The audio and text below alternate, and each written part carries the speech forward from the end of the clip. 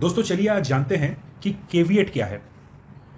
Civil procedure code के section 148A में दिया गया है केविएट के बारे में। अब सिविल सूट जो है दोस्तों is a pure game of strategy and caveat is nothing but a tool of strategy that is employed in a civil suit. अब ये स्ट्रेटेजी क्या है जानते हैं चलिए। अब मान लीजिए एक ऑर्डर होता है एक सिविल सूट में which is in favour of the plaintiff, यानी कि प्लेंटिफ के फेवर में, पक्ष में एक ऑर्डर होता है सिविल सूट में, कोई सा भी ऑर्डर हो सकता है। इसका इंप्लीकेशन क्या है? इसका इंप्लीकेशन ये है कि वो ऑर्डर बाय डिफॉल्ट डिफेंडेंट के अगेंस्ट है। तो जाहिर सी बात है कि डिफेंडेंट इस ऑर्डर से अग्रीव्ड होगा क्योंकि वो ऑर्डर उसे अगेंस्ट में हुआ है। अब वो डिफेंडेंट इस ऑर्डर को चैलेंज करेगा। कैसे चैलेंज करेगा? या तो वो अपील कर सकता है या फिर वो रिवीजन कर सकता है। नाउ ये अपील या फिर रिवीजन में जाके डिफेंडेंट पहले ही क्या कोशिश करता है कि जो ऑर्डर उसके खिलाफ हुआ है उस ऑर्डर के ऊपर एक स्टे लेने का।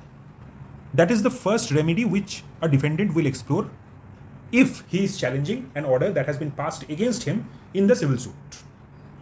अब वो स्टे केविएट अगर ना हो, इन दैट केस वो स्टे डिफेंडेंट को एक्स पार्टे मिल जाएगा, यानी कि in absence of the plaintiff defendant को स्टे मिल जाएगा। पहला रेमेडी डिफेंडेंट का है स्टे लेना और वो स्टे उसको एक्स पार्टे मिल जाएगा अगर प्लेंटिफ ने केविएट ना फाइल किया हो तो। लेकिन अगर प्लेंटिफ केविएट फाइल कर देता है इस अपील से पहले, इन दैट केस डिफेंडेंट को एक्स पार्टे स्टे तो नहीं मिलेगा। डिफेंडेंट को कोर्ट बोलेगा कि आप पहले प्लेंटिफ को सर्व करके आओ, उसके बाद स्टे पिटिशन का हियरिंग होगा। केविएट इंश्योर करता है कि डिफेंडेंट को या फिर कोई भी पार्टी जो अपील या रिवीजन में जा रहा है उसके खिलाफ केविएट को इस्तेमाल किया जाता है ताकि उसे एक्स पार्टे स्टे ना मिले। नेक्स्ट एक और सिनारियो हो सकता है कि अगर मुझे लग रहा है कि मेरे खिलाफ कोई सूट हो सकता है, if I pre-empt a suit against me. अब जैसे ही मेरे खिलाफ सूट होगा, जनरली प्लेंटिफ जो होता है सूट में, जो सूट फाइल करता है, उसका फर्स्ट रिलीफ होता है एक एक्स पार्टे इंजंक्शन ले लेना डिफेंडेंट के खिलाफ।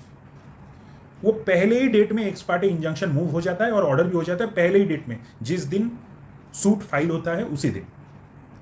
तो इसीलिए अगर मुझे लगता है कि मेरे खिलाफ एक सूट फाइल होने वाला है, अगर मुझे लगता है कि I can be made a defendant in a suit, in that case मैं एक केविएट फाइल कर दूंगा कोर्ट में, ताकि कोई भी सूट अगर मेरे खिलाफ फाइल हो, in that case x Partey injunction ना मिले प्लेंटिफ को।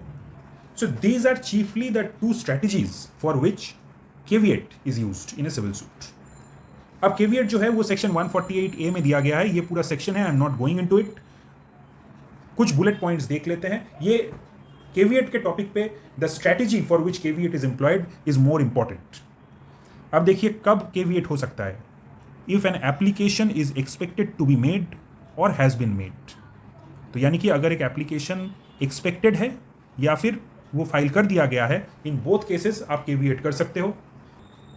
सूट और प्रोसीडिंग इंस्टीट्यूटेड और अबाउट टू बी इंस्टीट्यूटेड, इसका मतलब क्या है कि एक ऑलरेडी इंस्टीट्यूट हो गया है, ऐसा सूट में भी आप कर सकते हो, एक ऐसे सूट में भी कर सकते हो जिसमें अभी सूट इंस्टीट्यूट नहीं हुआ है।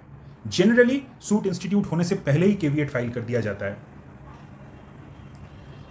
This is just general knowledge. Person lodging the caveat is known as the caveator and against whom the caveat is filed is called the caveatee. एक इंपॉर्टेंट विषय जानने का यह है कि एक केविएट जब आप फाइल करते हो उसका वैलिडिटी होता है 90 डेज का। So a caveat remains valid for 90 days from the date of lodging. और अगर केविएट होता है तो application plus all documents relied upon in the application must be served upon the caveator. अगर आपने केविएट फाइल कर रखा है तो जो एप्लीकेशन आपके खिलाफ फाइल किया जा रहा है and all documents relied upon in the application, ये सब आपको पहले सर्व करना पड़ेगा। उसके बाद ही आपके एडवर्सरी को उसका इंटरिम रिलीफ का जो एप्लीकेशन है उस पर हियरिंग होगा। So that is what caveat is. If you like the video then please like and share and also subscribe my channel, and if you find the video interesting and helpful then please join me on my Telegram by using this QR code.